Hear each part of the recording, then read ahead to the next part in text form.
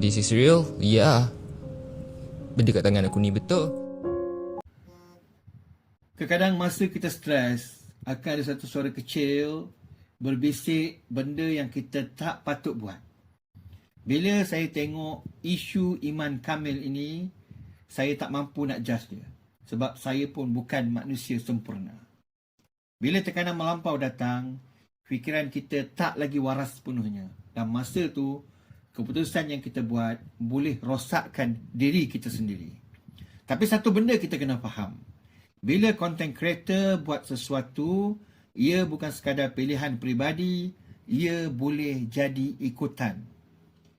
Kita dah nampak di luar negara, ramai content creator yang akhirnya hilang arah, stres, tekanan melampau, sampai akhirnya ada yang bunuh diri. Kita harap itu tidak berlaku di sini. Sekarang, selepas daripada insiden Iman Kamil tunjukkan tattoo dia, bila satu Malaysia mula kecam dia, kita tahu tekanan dia sekarang ni bukan makin berkurang, tapi makin menghimpit dia. Tekanan tu akan himpit dia sampai dia jatuh lagi bawah. Satu je pesanan saya untuk Iman Kamil. Kembalilah kepada Allah. Ya, mungkin anda dah buat kesilapan, tapi selagi anda masih bernyawa, itu tanda Allah masih sayang. Ada yang kata, ya senanglah kau cakap.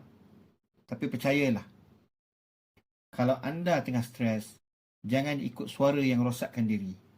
Baliklah kepada Allah.